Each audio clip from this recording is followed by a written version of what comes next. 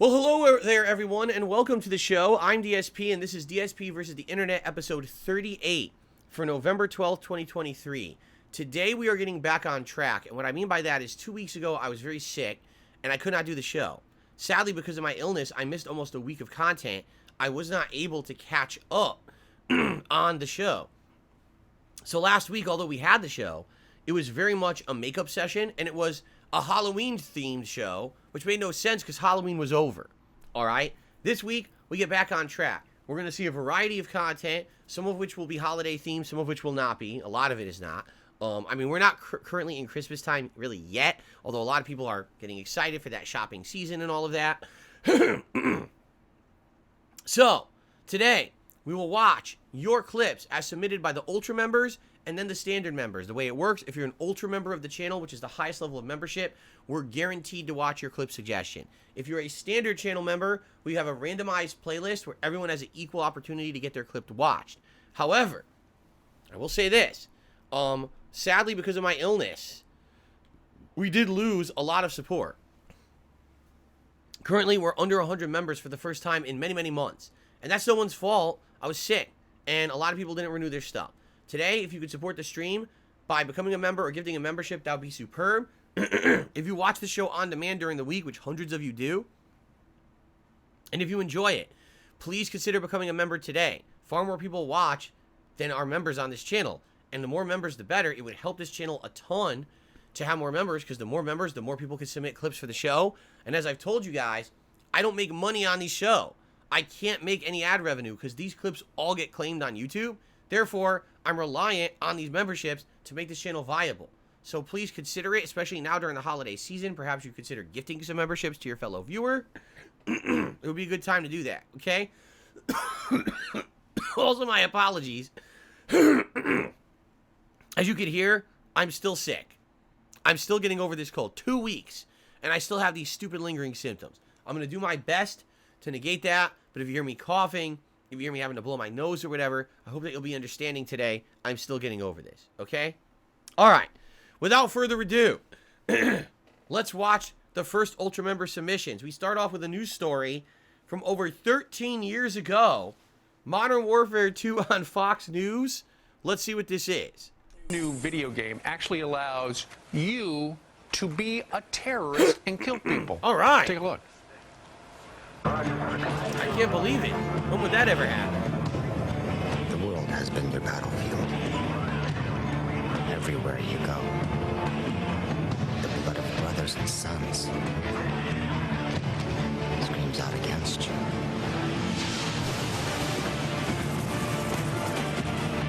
This is what they're showing, and this really isn't representative of what they're talking about, right?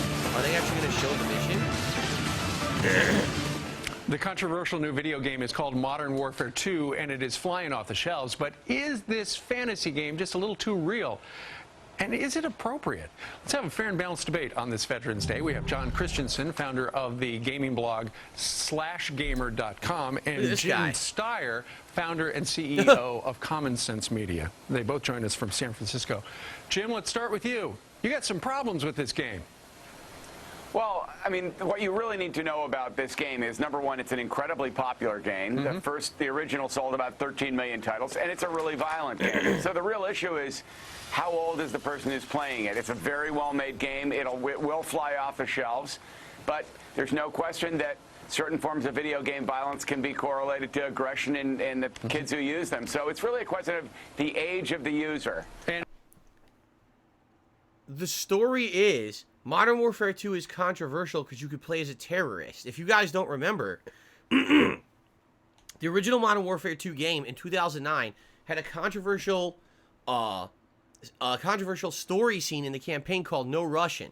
You're undercover pretending to be a terrorist, okay? The terrorists that you're with go into an airport and open fire on all the people there. And they're called No Russian because they're saying, don't kill any Russians. That's, you know, our people. But anyone else is fair game. Just blow them away as, you know, this act of terrorism. Now, during the mission, you can either choose to impersonate the terrorists, and actually you can actively shoot people if you want. You don't have to do that. You can actually go through the mission without killing any innocent people if you so choose. But it's supposed to be a shocking, controversial mission. That's what was shocking about the game, okay? Now, oh, it meant don't speak Russian? Oh, people are saying it meant don't speak Russian. Okay, so I misunderstood it. I don't remember. It's a long time ago. They didn't want Russia to be blamed for the attack. Okay. So that's why you say no Russian. Gotcha.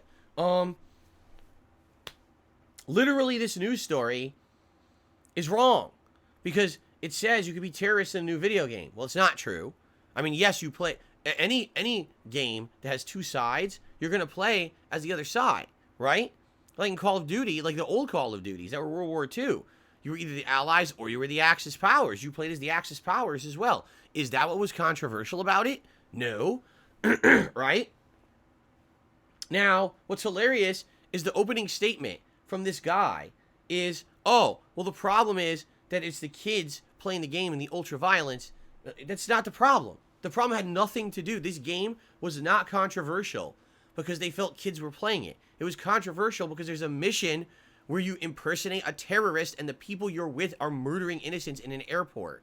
That's what was controversial about it, not the gunplay of the multiplayer.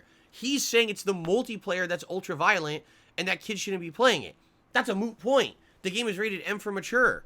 Kids should not be playing it. They still do because their parents are irresponsible assholes. And there's not much you could do about that.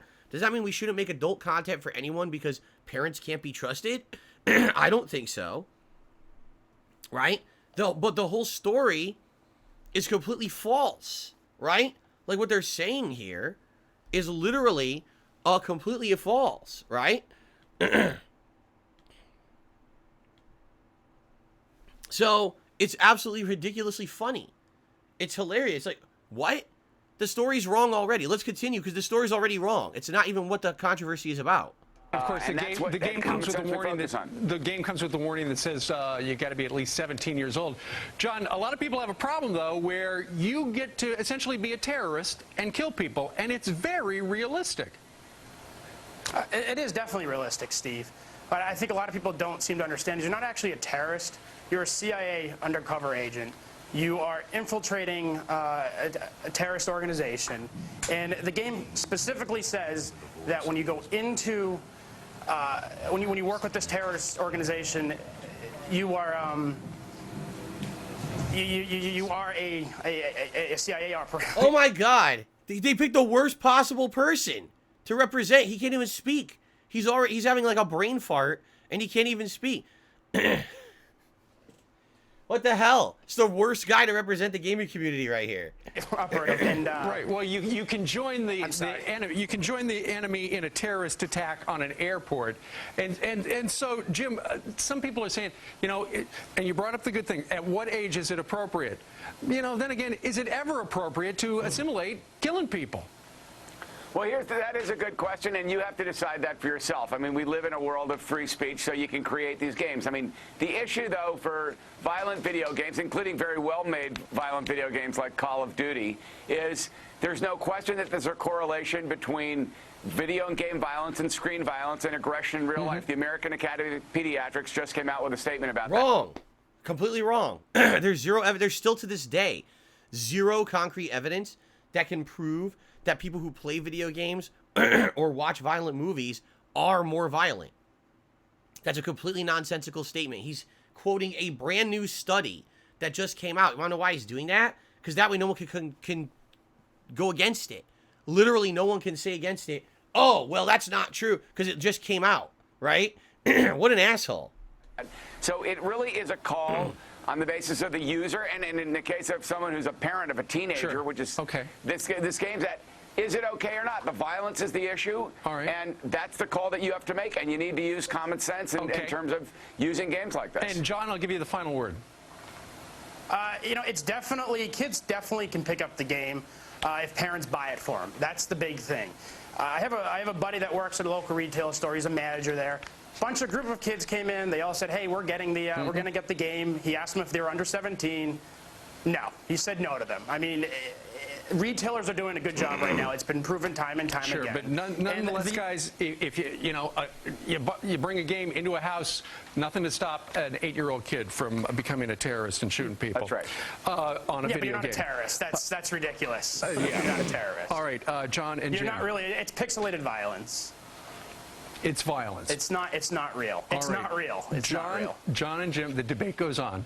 Thank you very much for joining. No, I mean, this is the worst guy. They got the worst guy. He easily could have said his points way better. But the point is, I mean, think of what you could have said. So let me get this straight. We can't have violent movies just because there's slasher movies with horrible killers. That means that anyone who watches them becomes a horrible killer too? What are you talking about? Right? It's fantasy. It's meant to be simulated fantasy, simulated violence. It's not real. And if you're a parent, it's your responsibility to explain to your child, this is not real. This is fantasy. You don't do this in real life. Or you keep it out of the hands of your child. It's not the responsibility of the game developer to freaking keep that out of the hands of a child. It's not. It's on the game company. It's on the, retail company or the seller or the parent. This entire story is fluff bullshit. And this is the kind of crap they put on TV all the time, right? In addition, someone just made a good point. Andy says, don't you remember that they said that mission was completely optional? Yeah, that mission was completely optional. You could skip it too. You don't have to do it. It was meant for shock value in the game, and you could have skipped it as well. So absolutely hilarious, right? Okay. Anyway, let's continue. What's next? Now, this is interesting because this is Scott the Woz. I have never once seen a video from Scott the Woz.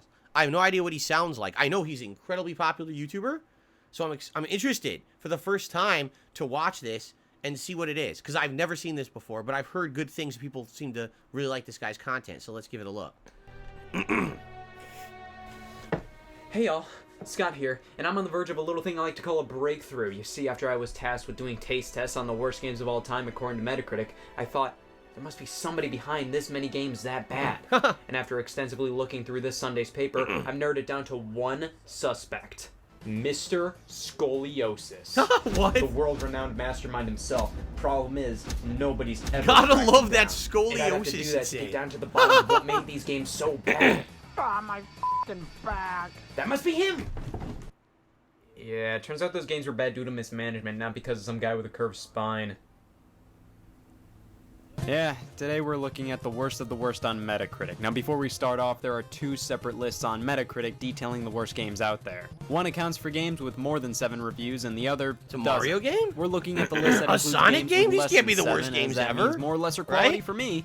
Also, these aren't comprehensive reviews of these games, just first impressions. Yaris was an Xbox Live Arcade game that was Oh, I a promotional remember tie-in with this. the Toyota Yaris I line of totally remember cars. this game. It was the It's not pausing. That was weird. I totally remember this game. I want to know why I remember this game, Yaris, because back then I was part of the competitive fighting game community. And EVO for 2 years, it was 2006 and 2007, they had a partnership with Toyota Yaris, where the car was at EVO and they had branding and signage to advertise the Yaris. For some reason, Toyota thought they would sell Yaris cars to the Street Fighter community. I don't know why. It's literally not a car that probably anyone ever playing Street Fighter would want. It's like a family vehicle. You know what I mean? Back then, most people were in their 20s playing Street Fighter. So it didn't even make sense to advertise. But this game, they had it at EVO to play. And people were playing this shit at EVO. And they had like challenges. Oh, if you get the furthest, you can win a reward or whatever.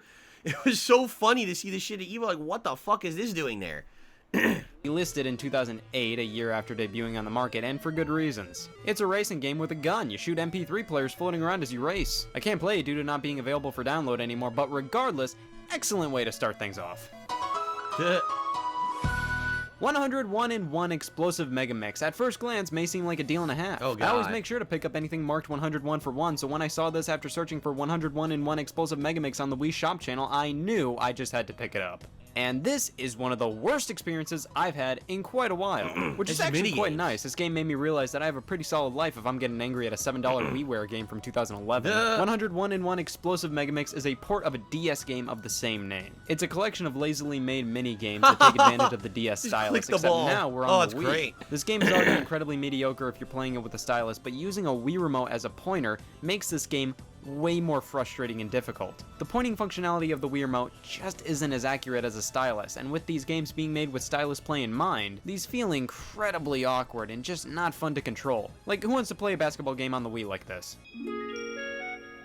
Varmint NRA Varmint Hunter? Runner is a hunting game released for Microsoft Windows. I can't play it. It's just a poorly made hunting game where you shoot gophers or whatever. And judging by this game's Oh my intro, God. this game Oh, that's terrible! fucking Oh ruthless. no! You shoot the poor innocent Orc creature! Slayer on the PlayStation 4.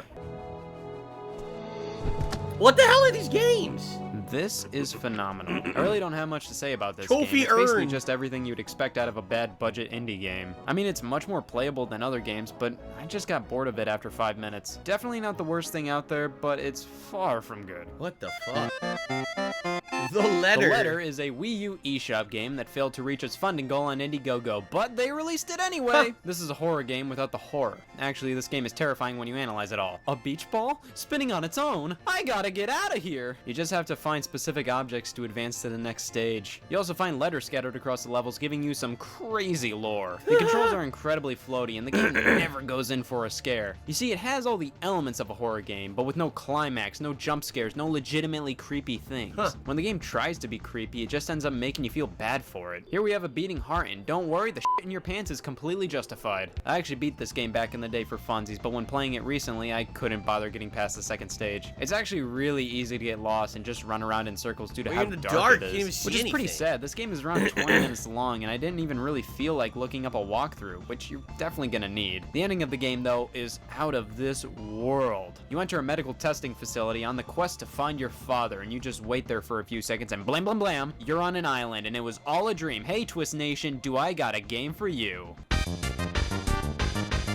Ride to Hell. Oh, come on. Retribution Ride to Hell is a game Retribution made is by generally dads fun. trying to It's act terrible, cool but in front it's of their fun. angsty sons. It This starts isn't off with a bad. cutscene intro / tutorial mixtape where we see a montage of our main character Jake riding his bike, and then flash into a gameplay segment, then flash back to bike riding, then All right. flash back to So, gameplay. without watching the whole video, because we're not going to watch the whole video, all right? What are everyone's opinions on Scott the Woz?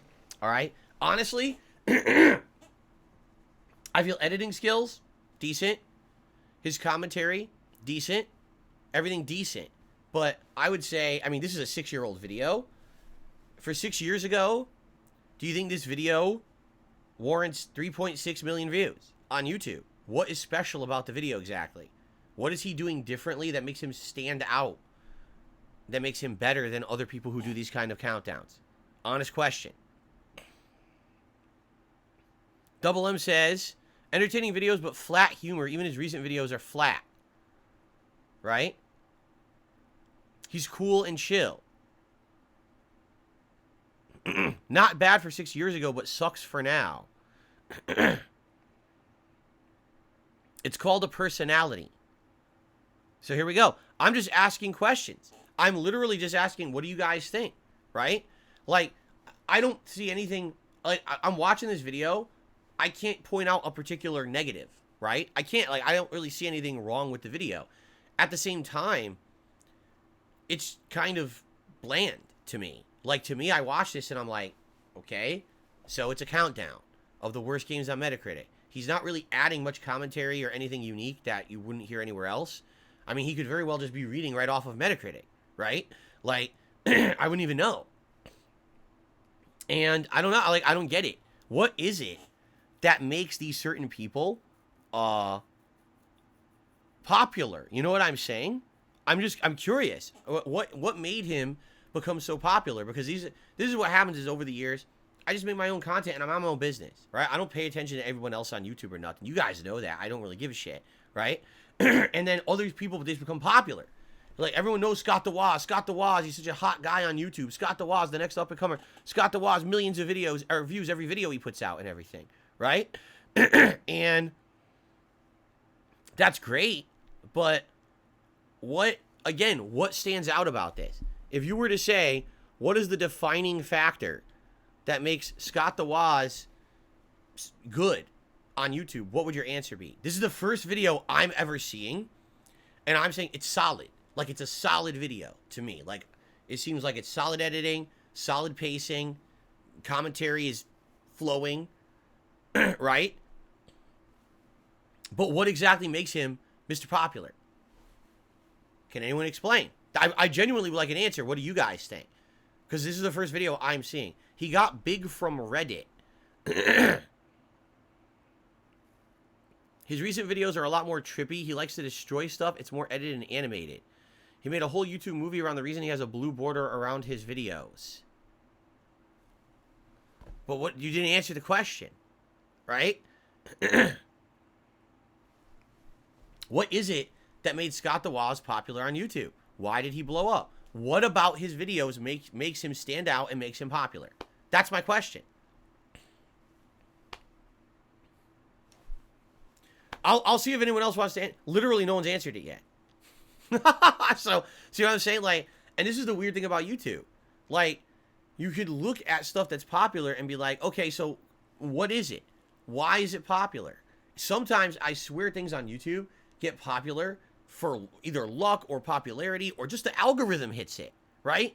And the next thing you know, they're just popular forever. They never leave. With me, I never hit that level of popularity. I was popular for about 4 years on YouTube, but I never hit that level of like immunity. You know what I'm saying? I feel like there's a level on YouTube that when you hit that level of popularity, you'll never decline because you're so big, it doesn't matter. And if this guy has millions of subscribers and he's getting 3-4 million views a video, it doesn't matter what he does, he's going to be fine for life. You know what I mean? Like, he'll always be popular on YouTube. But what is it that made him stand out, that made him so popular? No one can answer, right? His videos are more down-to-earth than most gaming content at the time, a more legit old-school YouTube feel, and it blew up. Then someone says, oh, his popularity is his comedy and slapstick humor. You realize the two of you just contradicted each other, right? One person says, oh, he's just down-to-earth, he's a solid YouTuber. Another person says, oh, it's slapstick humor, over-the-top comedy. So the two of you who are fans can't even agree. Do you see my point about YouTube? Like, this is the weird thing about YouTube. There's things that are popular. No one can explain it, but it just is. But everyone knows Scott the Woz, so we got to go watch this new video and give him 5 million, 7 million views. But no one even knows what's popular about him, right? YouTube's a weird thing, man. That's for sure. And again, I'm not saying a negative thing about him. I think the video is solid. But if you were to ask me, why do you think this video got 3.6 million views? I couldn't give you a single answer. There's tons of people on YouTube, the same level of quality, who don't get those views. Okay, let's continue. How to make beef Wellington. Follow these step-by-step instructions, and you'll make the best beef Wellington. So what is it? It's a you've beef ever had. loin You'll need surrounded by some kind of a black stuffing pepper, and then flaky wrapped salt, in like a canola pastry oil, and cooked, Dijon correct? mustard, button mushrooms, garlic, shallots, beef tenderloin, Excuse me. prosciutto, and puff pastry. Start by finely chopping 4 garlic cloves. Then 6 shallots.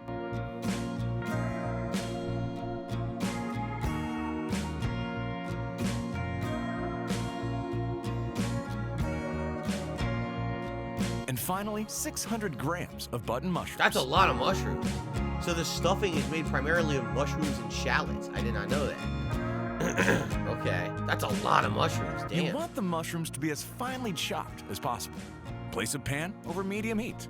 Add the chopped garlic, shallots, and 2 tablespoons of canola oil. Sweat the vegetables until they start to turn translucent. Then add the mushrooms. Cook for approximately 10 minutes until the majority of their liquid has released and simmered off. That looks delicious. Place the mixture into a bowl and put to one side. Next, we're going to season the tenderloin with the salt. beef tenderloin. Look at that. And pepper. Look at that seasoning. Yummy. Ensure both sides are thoroughly covered. Next, add a generous amount of canola oil into a pan. Bring to high heat. Then sear the tenderloin on all sides for a couple of minutes. Ensure you sear both ends too. Remove from heat and immediately cover completely with Dijon mustard. It's important to do this while it's still hot. This ensures that the mustard flavor is fully absorbed into the meat. Yummy. Next, you're going to need your prosciutto, puff pastry, and mushroom mix. Before you start crafting the beef Wellington, you're going to need to... Oh, no! Oh, no! Come on! Oh, no! Oh! Oh, no!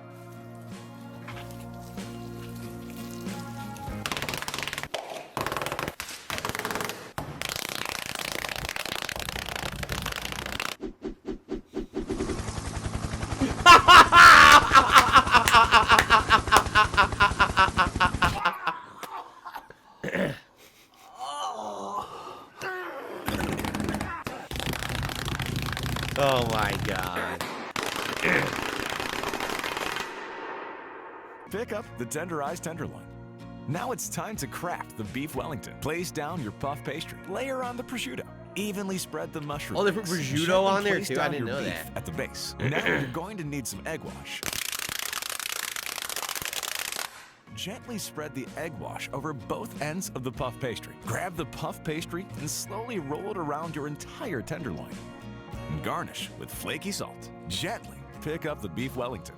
Heat your oven to 180 degrees Celsius, fan forced. Carefully place it into the oven. Bake for 30 minutes. Remove from oven. All right, enough of this. That I keep forgetting about these videos. I seriously do. Because you guys don't submit them all the time. And then when you submit them, you completely take me by surprise. I literally didn't know that's what that video was. I thought it was a serious cooking video. And I'm watching. Oh, I did learn about beef Wellington. I learned that it has a lot of mushrooms, shallots.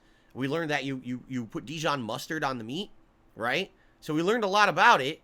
We didn't learn about it, but we learned a lot about it. It's interesting. I wonder who came up with that recipe. What a unique recipe, right? Anyway, I'd like to try it someday, just not for the insane amount of money that they charge for it. So, all right, anyway. So, guys, thank you very much for watching part 1 of episode 38 of DSP versus the Internet. I appreciate you all watching. If you are enjoying the show, please consider becoming a member today. That's the best way to support the channel. There's many more parts coming. So, thanks, and I'll be back in part 2 in just a moment, and I'll see you then.